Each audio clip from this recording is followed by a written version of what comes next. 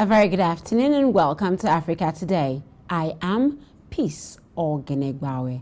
First, let's talk the headlines. On the headlines, NEMET predicts 3-day harmattan. Bill for Sierra Leone Foreign Service Academy. Still on the news, ex-Botswana leader asks court to set aside arrest order. And on sport, Asaba to host National Youth Games in February. Now the news in detail.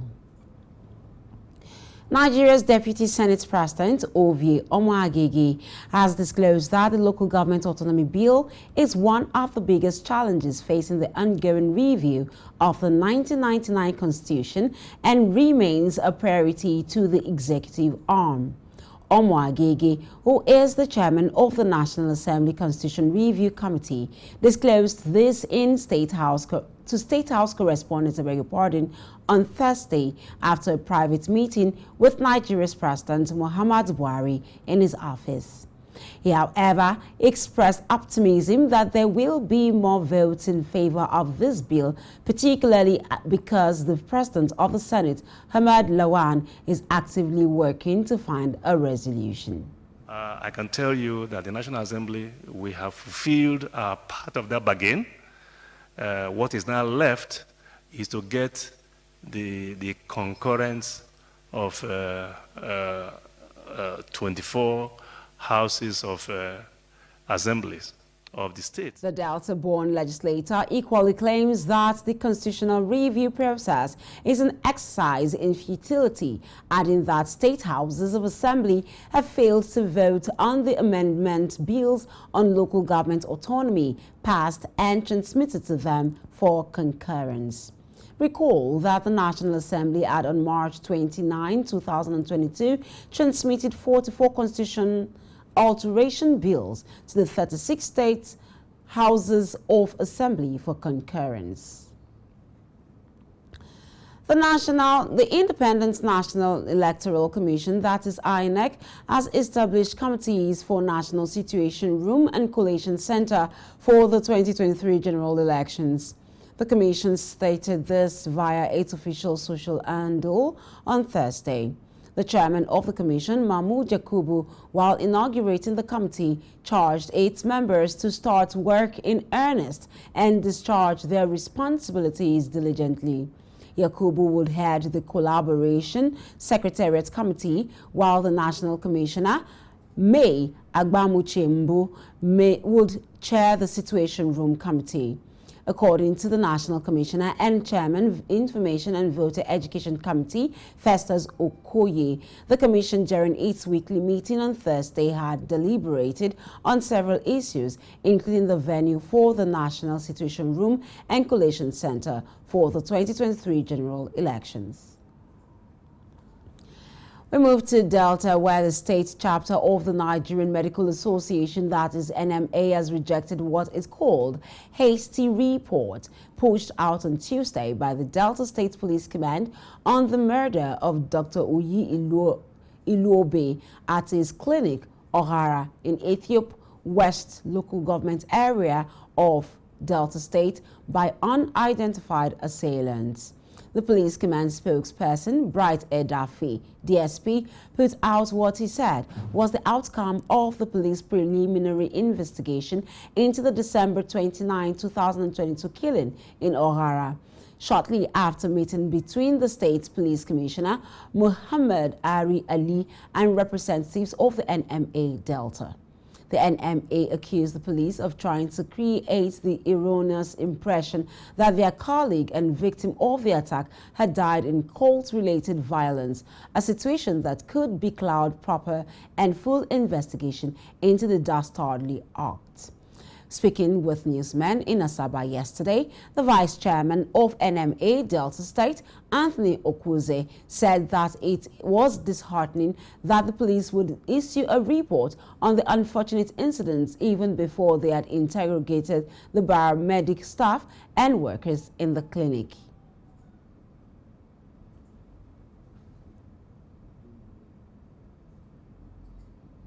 Rather than hide from these grim statistics, rather than bury our head in NMA Delta State and the entire medical community in Nigeria and in diaspora is saddened by this gruesome, barbaric and senseless murder of this skillful doctor. We charge the Delta State Police Command as a matter of urgency to investigate thoroughly the issues of threat of life of the deceased from the previous threat and discharged gunshot wound victim, sometimes in October, who allegedly threatened the doctor. We also urge the Delta State Police Command to leave no stone unturned in unraveling the remote cause of the murder and speedily bring to...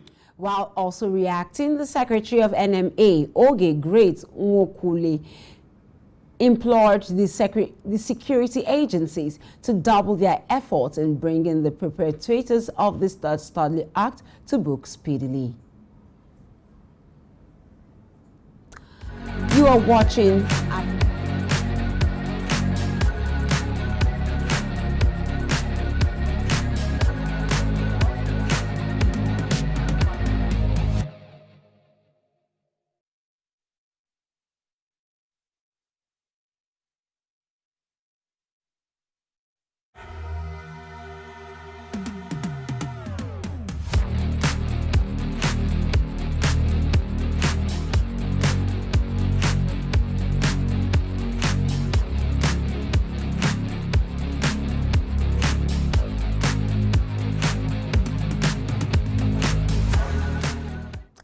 Welcome back from that break.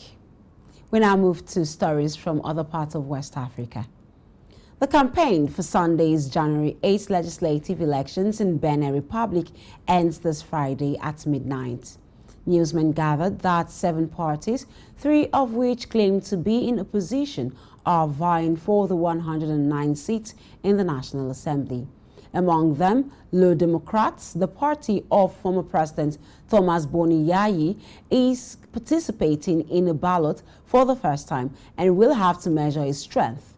The Bloc Républicain, the party of the presidential movement best rooted in the north, will have a strong opponent this time in this area where the former head of state is based. Discreet since the beginning of the campaign, former President Thomas Boni Yayi has made trips to several localities in northern Benin this week. Habib Toure Dremen, deputy of the Democratic List in the 8th District, sees this as an asset for his party's campaign, able to galvanize voters. The Republican bloc has been behind the government for 7 years. UP, the Progressive Union Party, editors has now become UPR, which is the Progressives Union Renewal, and has stayed with the government. Article 44 of the legislation stipulates that the number of deputies in the National Assembly is 109, including 24 seats reserved exclusively for women. The last legislative elections in 2019 were marked by violence and the absence of the opposition. Let's get to Sierra Leone, where the president, Julius Maada Bio, has commissioned the first Sierra Leone Foreign Service Academy. It's another testament to the mutual cooperation, vision, and ever deepening relations with the government and people of the People's Republic of China. A necessary policy action to strengthen outlined in the government's medium-term national development plan was establishing a foreign service academy to train and produce career diplomats for global engagements. And also pursue multilateral solutions to transnational issues in Sierra Leone. With this commissioning, Sierra Leone will seek at least 30% representation of have 50% of women generalists and specialists in the foreign service in their lifetime. The academy becomes the first within the Mano River Union region, the third in the ECOWAS region, and the 16th in the African. Let's now get down to news from other parts. Welcome back. Former President of Botswana, Ian Khama, says the reported warrant of arrest issued by a magistrate court in the country against him and other people who are close to him is his successor, President Mogwesi Masisi. They came with the wrong search warrant. I offered them, I said, I've got nothing to hide. Tomorrow let's meet, I'll display the weapons and the licenses. They didn't come that day. They didn't come for another 10 days. So that just goes to show you that this was just a witch hunt. Now, this is the latest in the whole saga of trying to say that I should be arrested for those same charges which have been going on the whole of last year. Now, you know, I have been subjected to this victimization, this vindictiveness, this intolerance for the last 4.5 years. They've already tried to poison me, Sophie. So what more can they do to me if you're not trying to eliminate somebody? Khama has since filed an application at the High Court in the country's capital, issued by a magistrate court last week. He is facing 14 charges, including allegations of money laundering and handling stolen property. But the arrest warrant issued is related to a charge of possession of 5 illegal firearms. Khama left Botswana last year and has been residing in neighboring South Africa. And in Tanzania, the president, Samia Suluhu Hassan, has sacked a top former head of intelligence, Diwani Athumani Suya, had on Tuesday been appointed as State House Permanent Secretary, but he was replaced on Thursday by Mululi Majula Mahengdeka, himself a former State House official.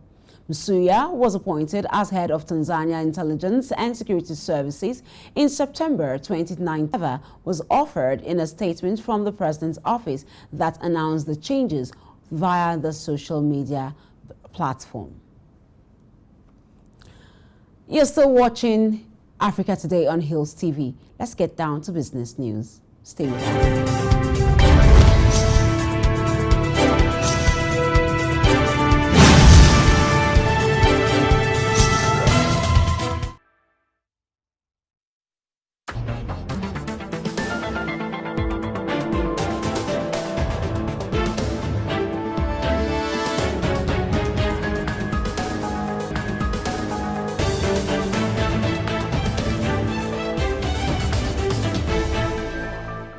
Welcome back. Nigeria's Minister of Labor and Employment, Chris Ngige, has said federal civil servants will start getting their allowances paid in full by January, as soon as Nigeria's President Muhammadu Buhari approves the payment. Ngige disclosed this while fielding questions from journalists on Thursday and saying that, contrary to speculations that the federal government was proposing a salary increase for civil servants, the true position was that the federal civil servants' allowances would be paid in full as soon as the president approved the payment. It said the idea of paying the allowances to the federal civil servants was mooted as part of measures to cushion the effect of the current economic hardship in the country. The minister disclosed that the workers' allowances had been tabulated by the ministry and sent to the president for approval. According to him, the issue of salary increment and remuneration for the workers is not a unilateral decision, as it will require a roundtable deliberation between the workers' union and the federal government before any salary adjustments can be effected. Ngige also commended the Enugu-Okigwe-Umuahia-Aba Port Harcourt Expressway, as well as the renovation and upgrading of the Enugu Airport. Securities Exchange has announced that the trading in Kenya Airways shares was suspended for another 1 year. The local stock exchange argued that extensions seek to enable the company complete its operational and corporate restructure process.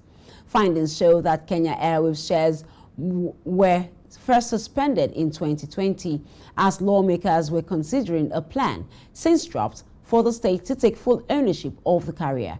The government, which owns a 48.9% profit since 2012, last month in announcing a $447 million loan for the East African country under a 38-month aid program. The International Monetary Fund highlighted that addressing vulnerabilities at Kenya Airways, as well as major state-owned utility like Kenya Power, was caught on a costly days-long strike in November.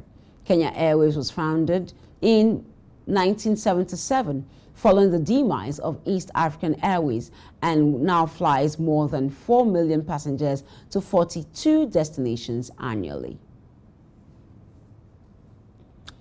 Just stay with us as Ainan Lubem brings you sports news up next. Thank you.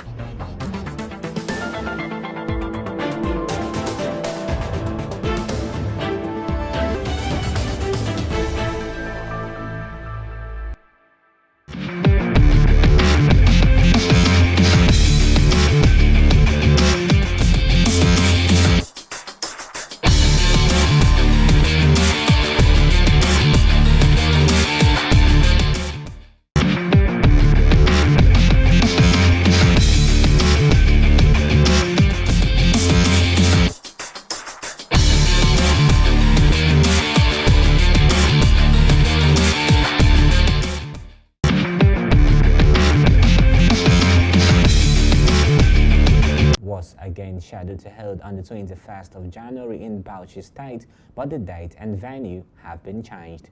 According to the latest update, the meeting has been postponed by a week and will now take place in Jalingo because of the activities of the Federation in the last year. Ministry of Sports and Youth Development have awarded the hosting rights for the 7th edition of the National Youth Games to Delta State.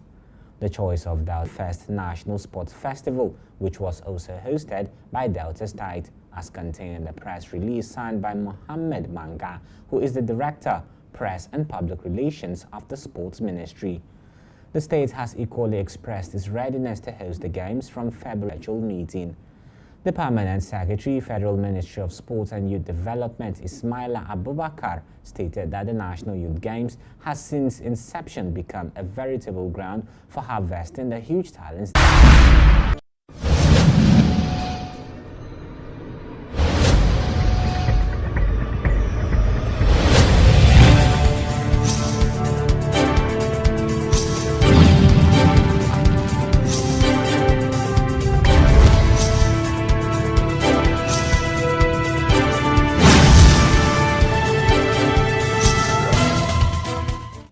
Thank you, Ainan Lubem, for the sports stories.